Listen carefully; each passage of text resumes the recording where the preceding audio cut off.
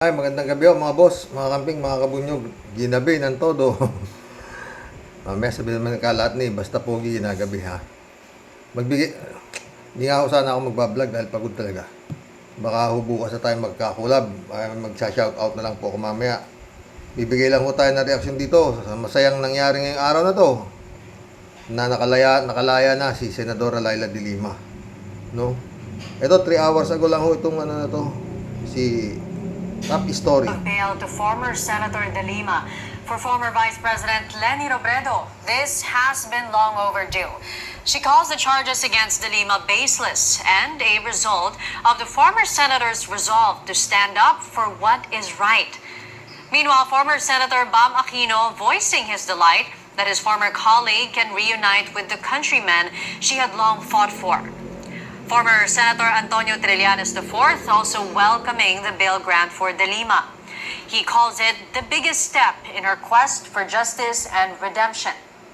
As for former Senator Franklin Drilon, he believes officials of the Duterte administration who are responsible for the charges against De Lima should be held accountable. Oo naman. The denial of bail in a capital offense is because the evidence of guilt is strong. And therefore, the grant of bail is premised on the fact that the evidence of guilt is weak. In other words, there is no evidence that can support a conviction of the crime charge. So the evidence is weak. Somebody must answer for the having filed these charges against the Lima. Former cabinet member of the Duterte administration was supposed to have intimidated witnesses in order to testify against De Lima. Meanwhile, former President Rodrigo Duterte spokesperson Harry Roque says they respect the court's decision even if they disagree with it. Meanwhile, Justice Secretary Jesus Crispin Remulla says he will leave. Buisit na ito si Roque, no ha? Disagree pa rin, na? Mamaya, bibigyan tayong komento dyan. Ito si, ano naman to, si Remulla. Future decisions of De Lima's case to the assigned prosecutors, citing prosecutorial independence.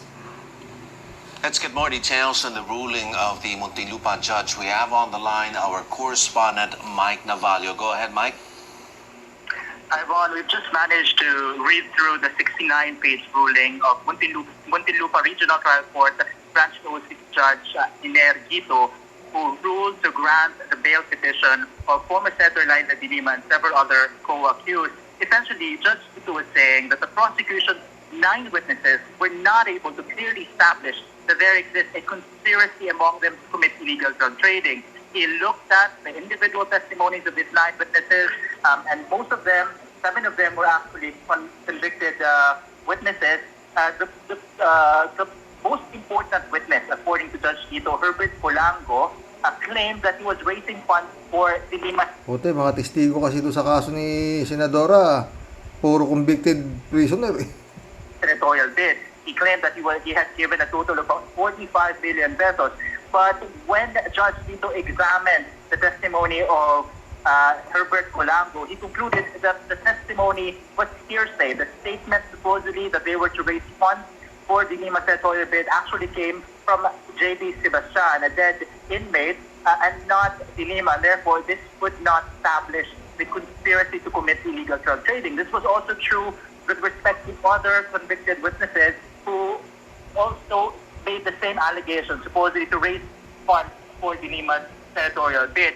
One other witness was retired police superintendent or senior superintendent Jerry Valeroso, who claimed that he saw 65 billion pesos worth of drug money inside the kubol of a Chinese inmate. But the court said even if this were true, this will not constitute direct or circumstantial evidence of common resolution to commit a crime. The Muntinlupa court also considered the testimony of retired General Benjamin Magalong, formerly head of the PNP CIDG. But according to the court, this will not establish conspiracy as it only testified to the investigation conducted by the CIDG. On the contrary, the testimony of Magalong already confirms that De Lima did not have any involvement in illegal drug trading in the NBP. So the court as a whole said that the prosecution failed to present evidence to prove individual acts of accused that when combined will prove complicity.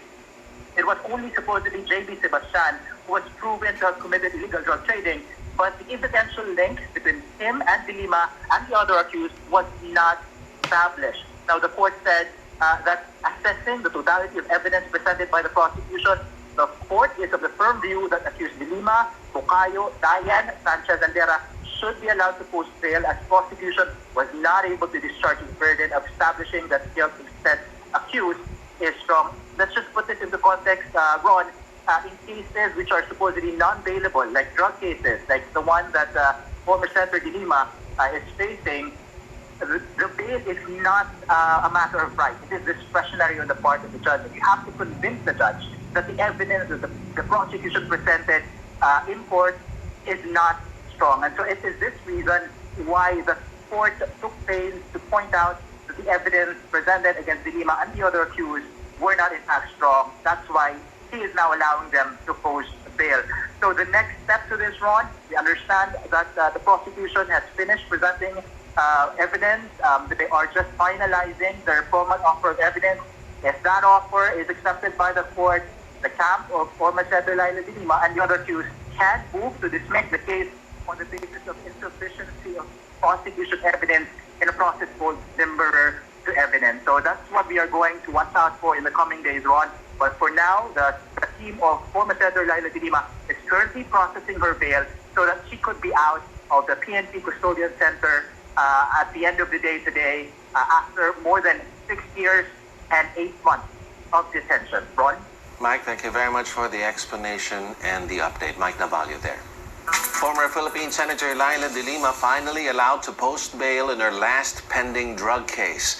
A Muntinlupa court granted De Lima bail of 300,000 pesos. She called the court's decision a Mali ito 300,000 pesos ang bail. Samantala si Bong Navarro, 1 milyon yata yung bail niya eh.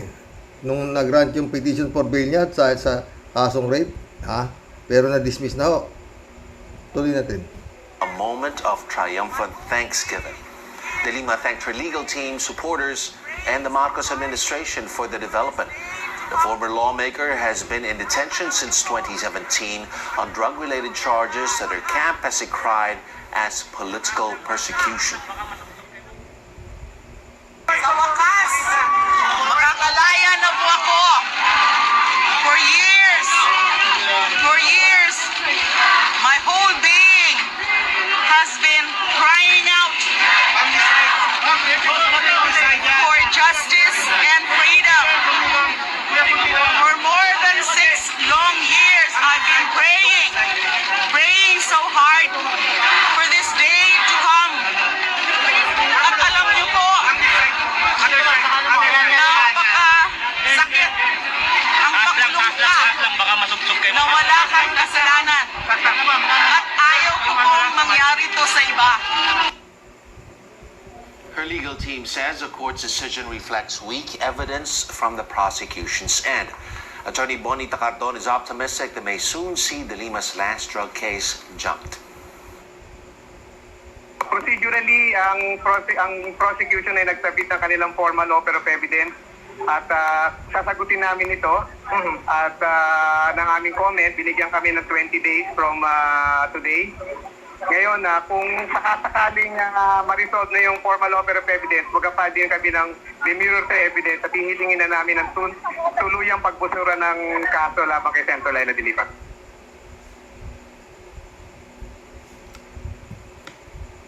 Bigay na po tayo ng reaksyon dyan sa nangyaring kay Laila De Lima. No? Gaya na sinasabi, hindi ho pwedeng puro gabi. Siguradong sisikat ang araw. Hindi ho pwedeng parating mananalo ang mali sa tama.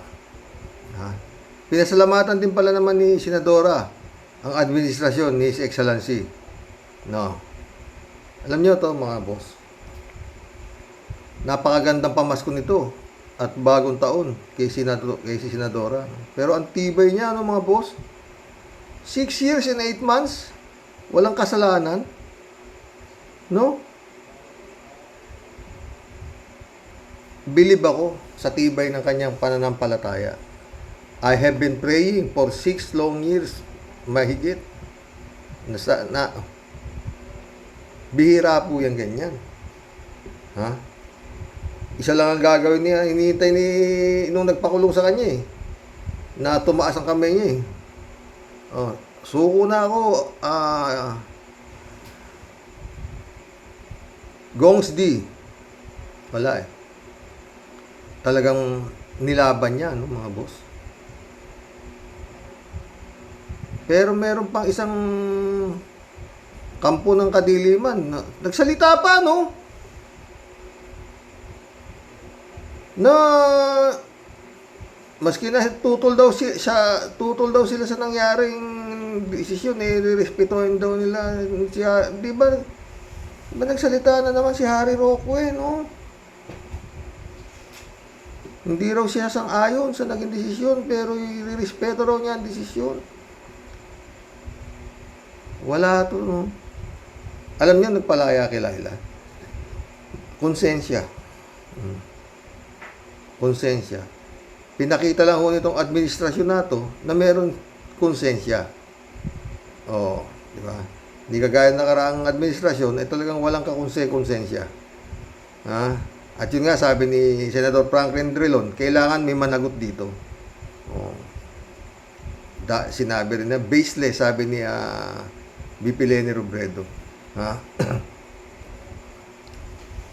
Talagang pag matindi pa ng palataya mo kay Lord, tatagal ka. Makakatiis ka. Hindi siya pinabayaan, di ba? Hindi napasok ng demonyo yung kanyang utak nung siya ay nasa loob. Na sumuko na kaya ako kay Haring Solomon. Para palayain na ako. Eh, yung iba dyan, ba? Lahat ng arte. Eh, si Laila de Lima, hindi ho umarte, Yung iba dyan, naka-neck brace na agad, At kung ano-ano na, nang hihina, ano ba? House arrest. Di ba? Eto, hindi. Tibay. Talagang inaantay lang nito ni Haring Solomon na, boss, suko na ako. Hindi talaga. Hindi. Kailangan naman sila. Siya papakulo. So, siya lang ang tumira ng Davao Death Squad. Siya ang nag-imbestiga ng mga patayan sa Davao. Di ba? O, yan ang naging balik. Pero marami hong ginamit. Pero yun nga, di ba? Yun hong mga tumistigo, nag-recount na sila dahil nakonsensya. Kung minsan mabigat po talaga yung konsensya Meron hong mga tao talagang walang konsensya. No? Hindi ho sa kanila yung konsensya. Basta ang mahalaga sa kanila, Diyos nila kwarta. Shout out Grace Chingsay, saka pa. Kapatid mo walang kasalanan sa iyo, bugok. Malapit ka na. Malapit ka na ring dalawin ng konsensya. Kung meron ka pa natitira, ay nako mga boss. Yan ang si Harry Roque, matibay ang wala talagang konsensya. Hindi siya sang-ayon, Dapat hindi na lang nagsalita, no? Talagang makapal din. Oo. Mantakin mo lahat nagsalita na ano. Pero pagdating sa kanya, nire-respeto talaga yung ano na yan. Maski hindi ako sang-ayon sa naging desisyon na yan. Ginawa Japan, tibay, no? Bukas na po tayo mag-collab, mga boss, Pwede ho siguro, Yun lang naman ho masasabi ko dito, Dito rin natin yung collab. Konti lang tong vlog ko. Yun nga lang ho. Parang sinasabi ko na lang na hindi ho lahat ng kayang tapalan ng pera.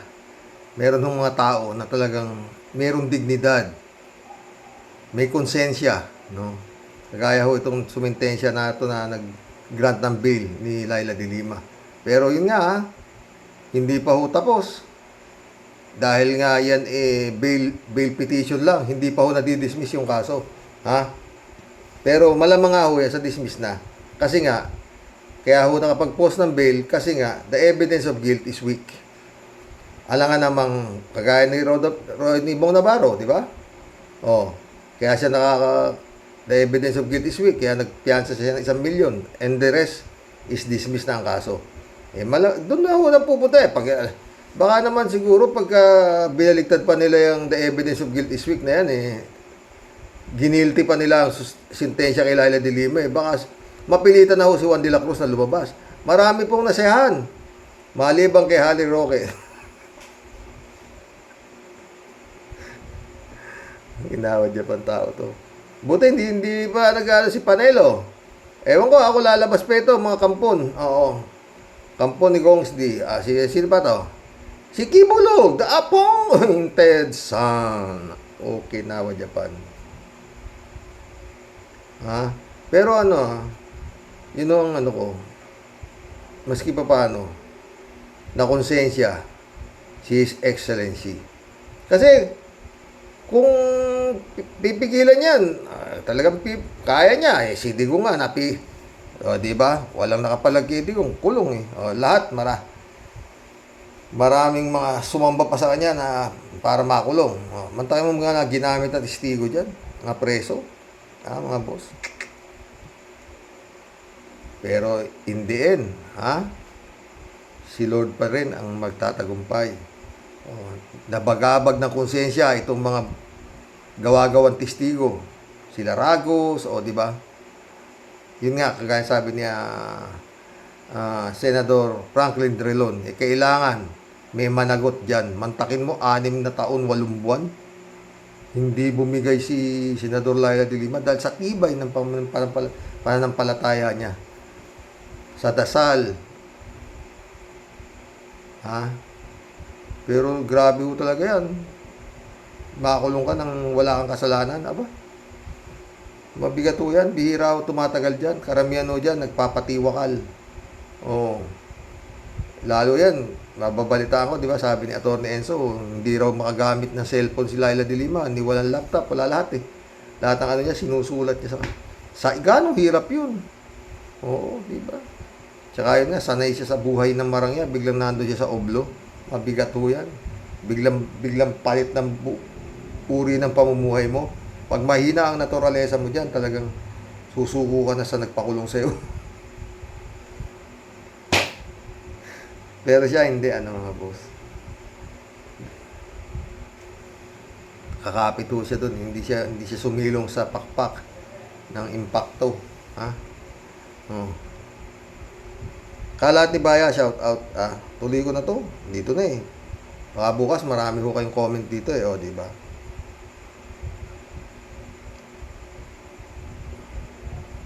Kalat ni Baya ulit to. Good evening, Karoke. Walang patumpik-tumpik. Tirahin mo na, Karoke. Be well, Mama Bear.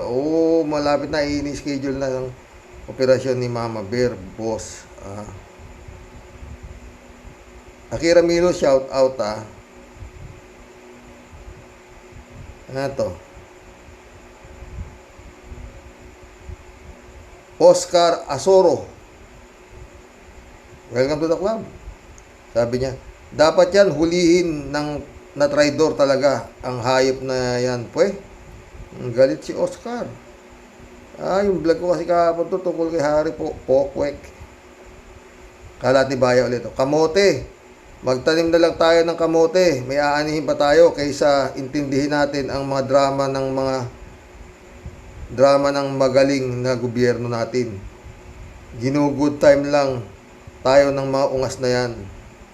Wala, talagang mahirap maniwala si Kalat ni. Pero to, mabigat to, mga boss. Siguro sunod na rito, ICC na. Pasukin na. Na si His Excellency sa ICC. Yung gobyerno niya. Hindi niya napakikialaman. Kasi talagang doon ang punta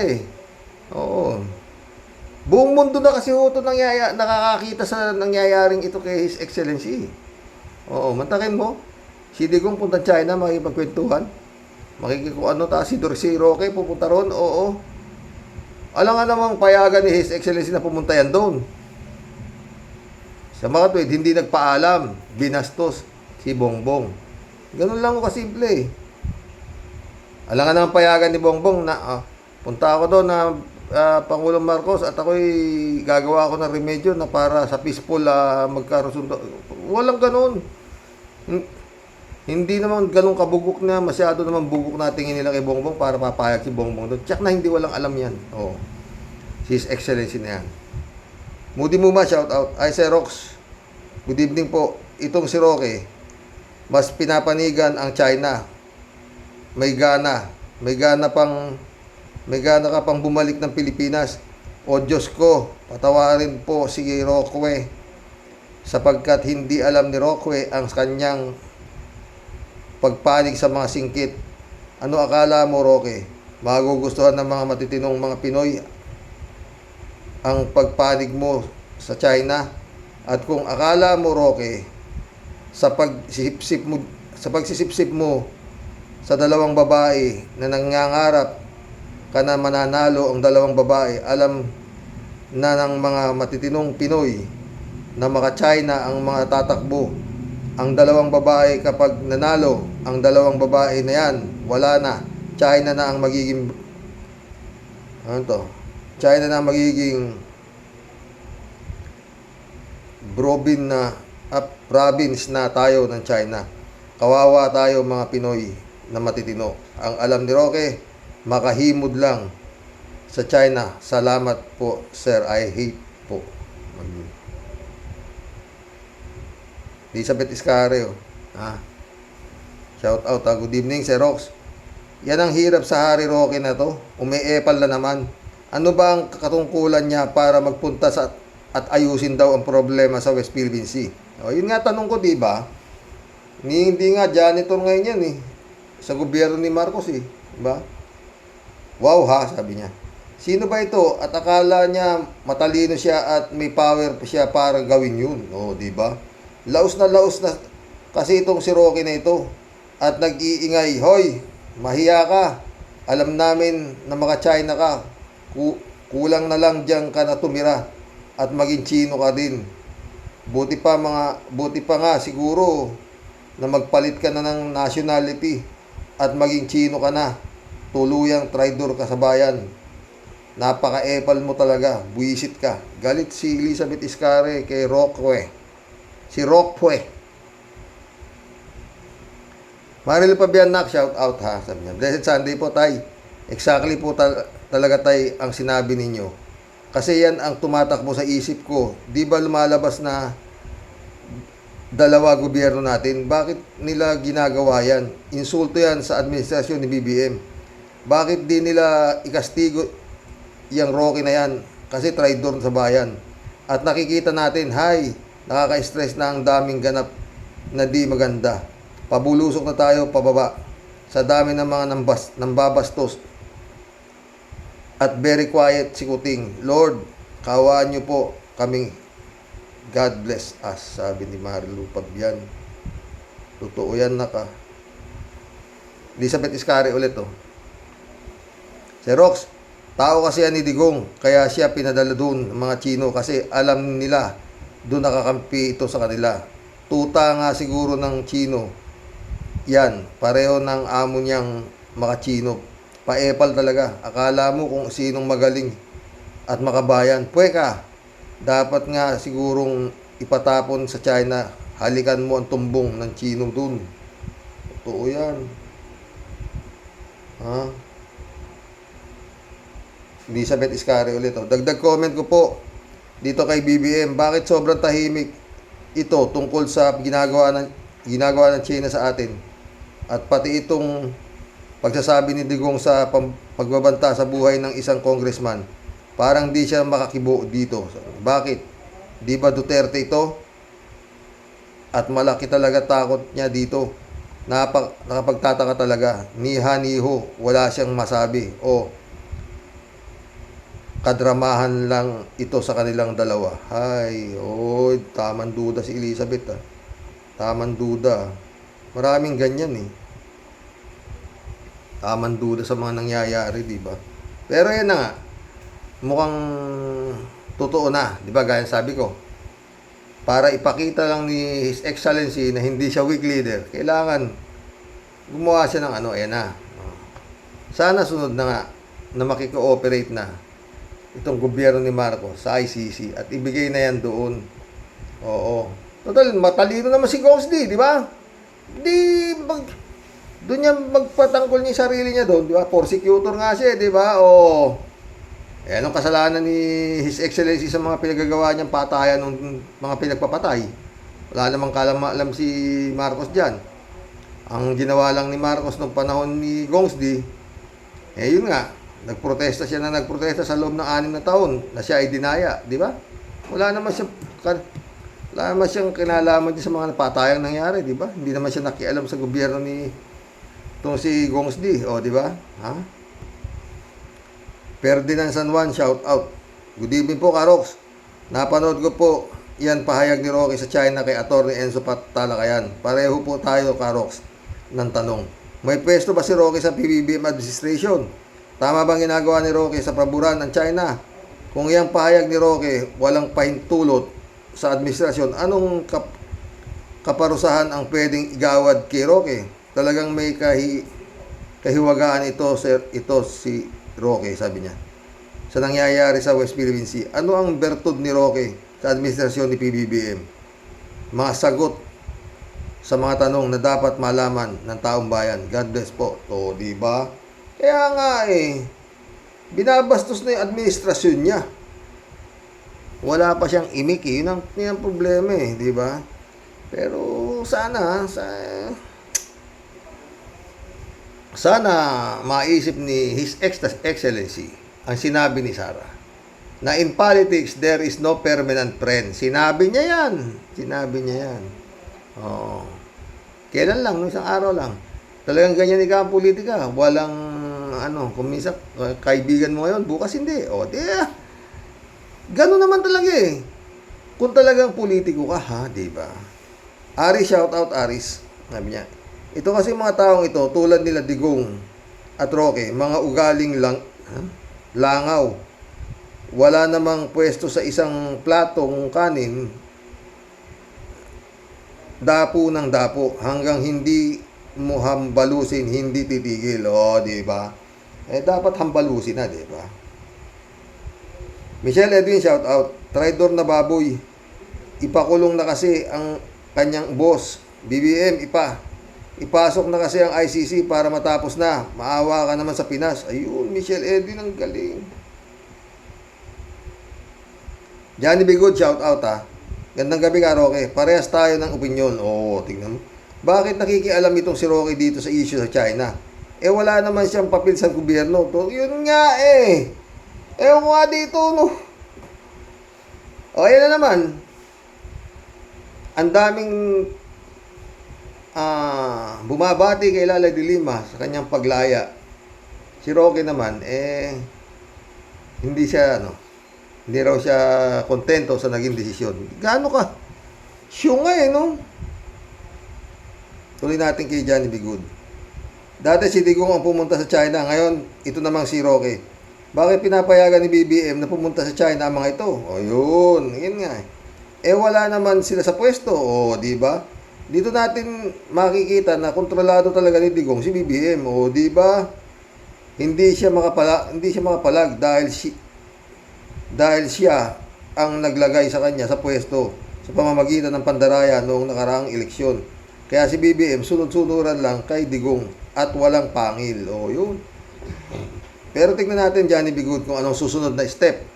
Ito kung si Senadora Laila de Lima, talagang diniinan din itong si His Excellency. Hindi talaga yan makakalaya. Kaso hindi. Yan na. Malaya na.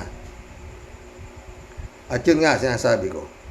Kung yan makakukonvict pa, next to impossible na. Kasi nga, kaya nga siya nakapagpiyansa dahil the evidence of guilt is weak. Sa Tagalog, ang ebidensya ay mahina. Tapos sasabihin mo, convicted. Kaya good as laya na yan. Magandang pamasko po yan ng Panginoon. Sa mga dasal, sinagot ang mga dasal niya ni Senadora Laila de Lima. At binantayan siya na maging matibay sa kanyang magiging desisyon, di ba? Yan ang mga dapat nagiging presidente. Friend Shervin Sapeda, shout out. Christy Ansen, shout out. July 7 Alcantara, mga boss. Ginabi ako, friend Shervin. Impong basyang, ang pagod ako Impong basyang team Tia Deli is in the house. Po dito join Rocky Warriors sa mainit na topic mo today, Sir Rox. Kailan ba puputok yung bundat na lobo na yan, ha? Sir Rox, sa totoo lang po, sa sobrang maga sa kabundatan, pag tinusok mo ng karayom yan, para na siyang lobong puputok, Sir Rox. Masyadong nagpapatawa, di naman kalbo. Kuda ng kuda, akala mo kung sinong siga. Hoy, butanting, naligaw. Umayos-ayos ka nga, ha? Bakit sino ang pinagloloko mo, ha? Bakit parang sigurado ka na tandem to beat yung mga manok na mo? Bakit kaya ka ba nasa China ngayon kasama ka sa Operation Landslide? Matic ulit. Malamang dyan yun na tinatrabaho ngayon pa lang ang pambubudol na gagawin ninyo para patok na naman ang kamada. Totoo yan, ha, Tia Delica. Sure ball na naman ang panalo. At talagang gagawin nyo lahat ng klase ng pagmamagic para tuloy-tuloy na naman ang ligaya ng mga kahayupan sa impyerno. Hay nako, Sir Rox. Kapag po ang bansang Pilipinas di pa po talaga natuto sa sobra pong dilubyo na pahirap na dinadanas ng ating mga kababayan ngayon, simula pa nung nagdaang 6 na taon, talagang wala na po talaga tayong pag-asa.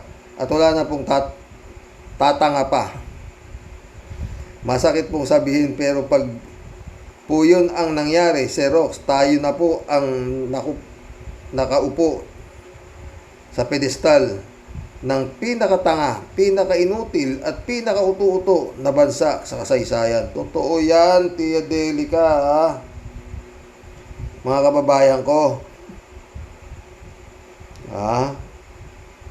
nasa inyo po ang mga kamay ang tamang at pag-iisip kung kayo po magpapaloko at magpapauto ulit sa mga matatamis na dila, pangakong napako. At eto na po ang umpisa.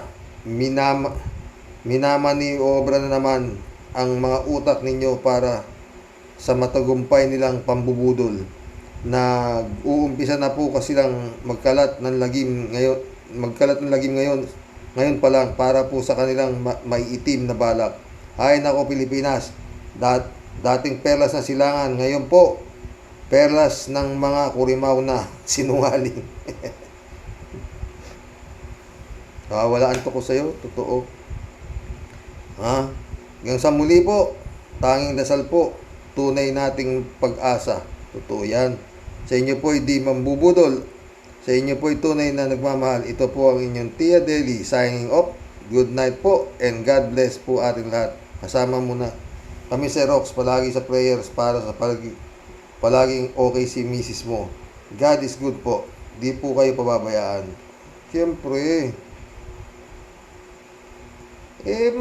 yun, alam mo, Tia Deli, yun lang magkakilala tayo. Hindi ito ang mundo ko. Totoo. Nang dahil sa isang kampon ng kadiliman, napunta ako dito. O, kita mo, di ba? Totoo yan. Totoo yan. Hindi, mister, sa totoo lang tayo, di ba? Pero anyway, mukhang may magandang Prince Shervin, mukhang mayroong magandang balita tungkol dyan sa buwisit na hipag ko na yan. Mukhang maganda. Mukhang gumagalaw na ang kamay ng Panginoon. Prince Shervin, Johnny Bigod, shout out. Ayun na, shout out ko na pala ito. Karoke, sa tingin ko baka may kinalaman itong China sa ating eleksyon. Hindi malayo yan, Johnny Bigod. Baka itong mga machine na smart magic galing sa China at kasado na ang lahat kung sino ang mananalo. Oo, yun nga.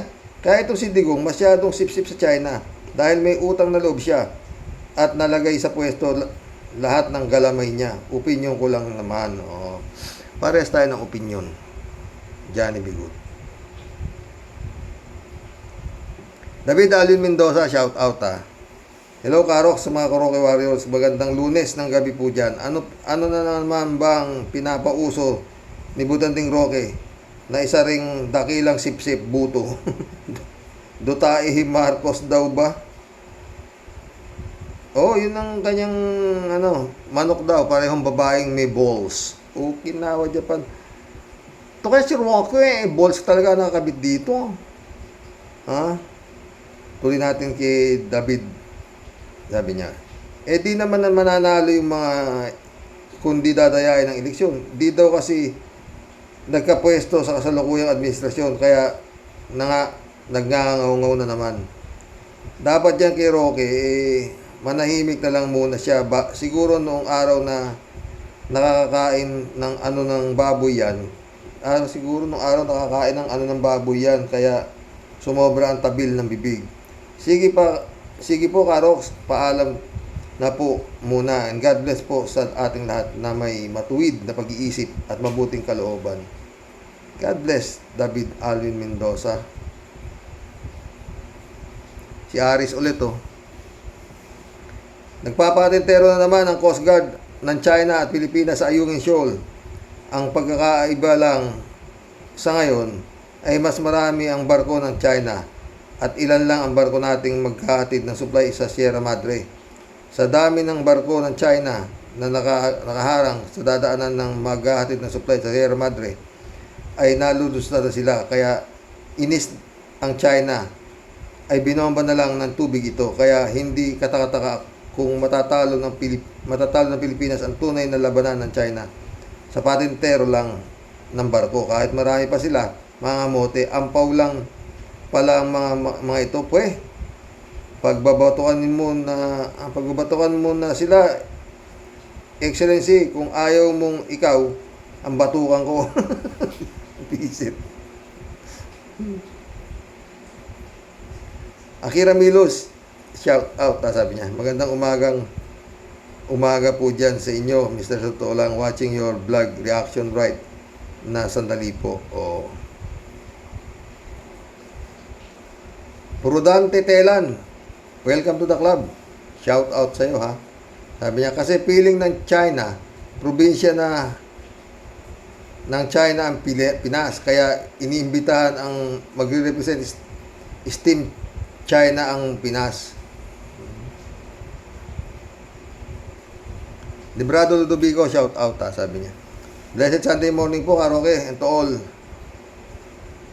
Rocky Warriors watching from Edmonton, Alberta, Canada. God bless. God bless po. Stay safe and healthy. Hoy, Roque, tumigil ka nga, hayop ka. Sayang pinag-aralan mo. Maluwag na talaga ang tornilyo mo. Ikaw naman, librado Ludovico ka. My friend. Tell me who your friends are, I will tell you who you are. Ganun lang kasimple. Same feathers flock together. Kaya magkakasundo yan, mga maluluwag ang tornilyo nila. Siyempre, alangan namang makasundo nila yung hindi maluwag ang tornilyo, di ba? Sino ba yan? Si Rockwell, si Diggs, si especially, ang pinakamaluwag sa lahat. Alam niyo kung sino? The appointed son. Okay na. Mas maluwag pa yung tornilyo niya kaysa doon kay Senyor Aguila. Hindi niya patawag sa Senado yan. Hangal. Yan, isa pa yan. Dapat ibigay na rin yung impacto na yan. Friend Amy Bingson, shout out. Dolor Garcia, shout out. Bilinda Magtangob, shout out sa inyo dyan mga boss. Okay pa rin, maski pa paano, Friend Dory, ang mga tao dito sa Pinas, nakakapanood pa ng It's Showtime at saka E80. Ay, Lord. Sabi ni Friend Amy, hanggat maaari, ayaw kong mag-comment sa traidor na butanding nito. Dapat itapon niya sa China, silang dalawa ng amo niyang halimaw. Patay tayo dyan, na high blood na naman. Friend Amy ulit patuloy na hinihimod ng traidor na ito ang tumbong ng kanyang amo. Malaki pa rin ang pakinabang ni Butanding sa kanyang sinusunod na amo. Pagdating sa pera ay gagawin ang lahat, sukdulang ibenta kay Taning ang kaluluwa. Maraming ganyan, friend Amy. Gaya sabi ko sa iyo, andito ang impyerno eh. Oo, di ba? Librado Ludovico ulit. Hoy, Bongit! Ano ka ba? Wala ka bang pakiramdam? Nakakahiya na ang bansang Pilipinas sa buong mundo. Bakit wala kang say sa mga nangyayari? Baka naman troll ka na, ha? Baka naman troll ka na. Troll ka na rin. Sorry, para kang tuod, walang silbi. Ang tuod ay isang bulok na punong kahoy na nakababad sa tubig. Kilos-kilos na, Bungit. Let ICC in. Palayain si Manay Laila de Lima. At bibilib ako sa'yo. Leche, pwe.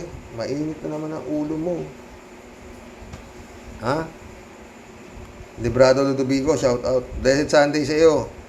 At sa inyong may bahay, Kuyang Rox. Ano kaya ang nakain nitong si Mantika Roque at talagang namang kay katrayduran ang inaatupag. May pinto pa ba ito sa may pondo ba ito sa incheck? Malamang, ha? Alo Lalia, shout out. Good day, Sir Rox. At sa mga ka-warriors.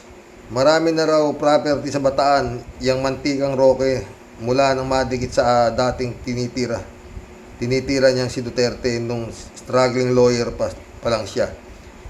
Maaring malaki din ang pakinabang niya sa mga Chinese kaya nawala na sa wisyo at nalasing din sa pera at kapangyarihan nung spokesman pa siya ni Duterte. Dapat siyang sampahan din ng kasong treason kasama si Duterte. Stay healthy, more power, and God bless you and your family. Shout out sa lahat. Sancho Panza de la Brocha, shout out ha. Hello, Sir Roque, sabi niya. Hello. Luby Bulano, shout out ha. Shout out, Brother Elias Isyo. Rachel Isquera, shout out ha. Sabi ni Louis Bulanos. Karox, mayroong papel yan para magsipsip kay Duterte, hindi sa mamamayan ng bansang Pilipinas. Joke la kasi, kaya sala sa init, sala sa lamig. Kumbaga sa ACDC, good day watching from Doha, Qatar. God bless you and your family loved ones. Take care. Take care, Louis Bulanos. Reynaldo Gonzales, shout out ha, sabi niya. Siguro sagot pa ng Pilipinas ang pamasahe, akomodasyon ni Harry Roque sa gulang ng mga incheck na yan, gagastusan yan, dapat wag nang pauwiin niya si Roque, iban sa airport natin. Tapos ang gagawin na lang niya sa forum ng China pagkakanulo Pilipinas sa issue ng West Philippine Sea. Unahin na si Roque Lichunin. Pag nagtagumpay kaso lain na ni Lima at gawa ng ribulto si Roque na naka-two-piece na ang kulay ay flag ng China. Pwede maganda yung suggestion mo Reynaldo ha. Ayan, dito yung kaibigan ko. Jun Lagon, my friend, shout out ha. Jeff Ramos nak, shout out. Sabi ni Roy Makapinla ko. Karox, nung opposition pa yan sa human rights defender si Roque, nung Arroyo terms, nagalit siya sa possible joint exploration sa West Philippine Sea at China at Vietnam. Dahil noon, makita ng China ang yaman ng West Philippine Sea, umatras ang China sabay-sabi sa Pilipinas. Nasa amin ang lugar na yan. Bakit nagbago ang paninindigan ngayon ni Shoke? Ikaw naman, Roy. Kung merong God moves in a very mysterious way, and so is money. Kaya nagbago yan, nagkaganyan na yan, tao na yan. Sabi nga ni Friend Amy Bingson, ang dahil sa pera, sinanda na yung kanyang kaluluwa. Sa demonyo. Sumagot si Christian Cheng, shout out Christian Cheng, naka. Ganito na nga nangyayari at ginagawa ng mga singkit na yan. Todo himod pa rin sa talampakan itong walang kakwenta-kwentang nilalang na muha kong Roque na yan. May gali talaga. Shout out po sa lahat ng mga matitino ang utak. Have a great evening po, Tatay Rox.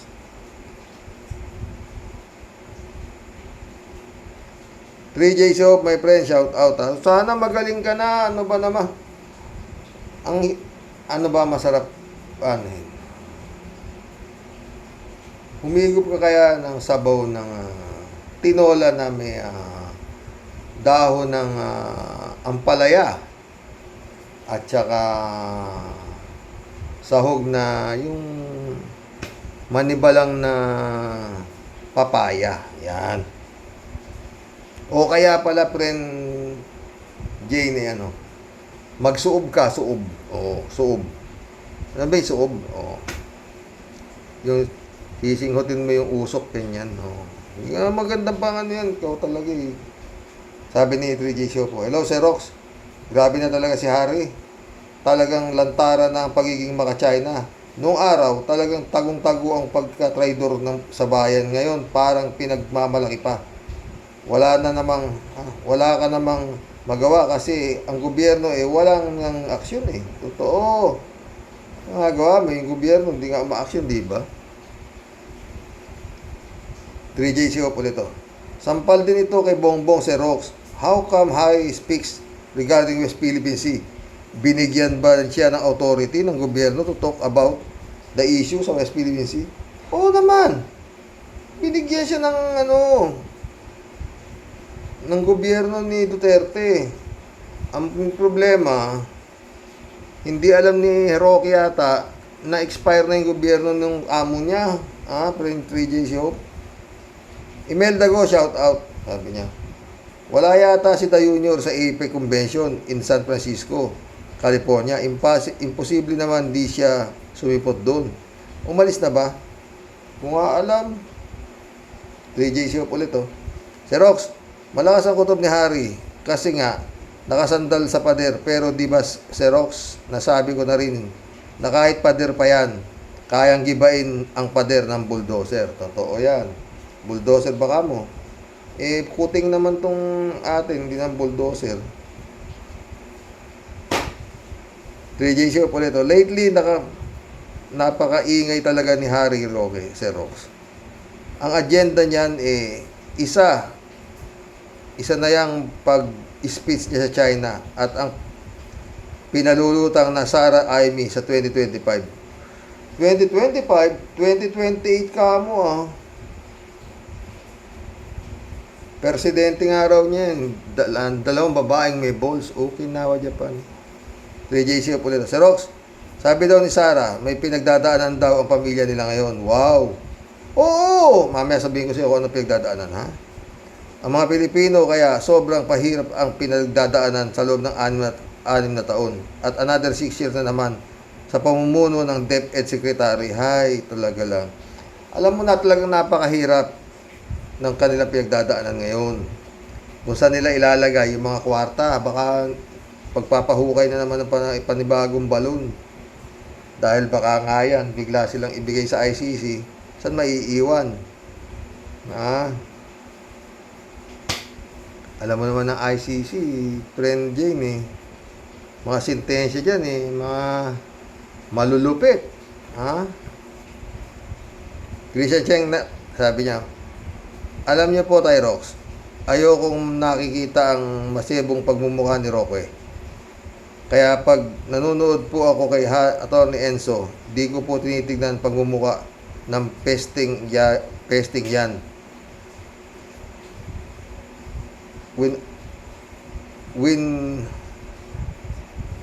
When Otter Cannons attack naman Winater Cannon attack na naman ang BRP Sierra Madre, and yet saludo pa rin ang mga Duterpraling na ito.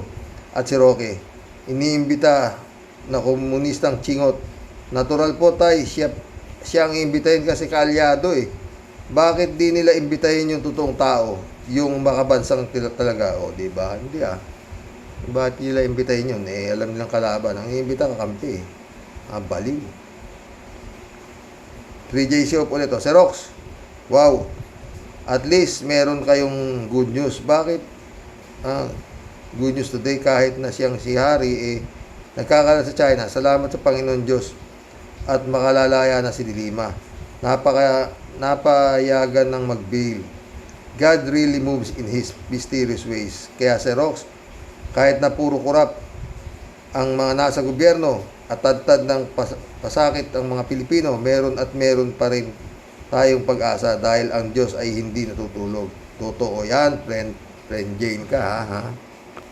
Pero talagang antibay ni di ba friend Jane? Antibay ni Laila de Lima. 6 years and 8 months?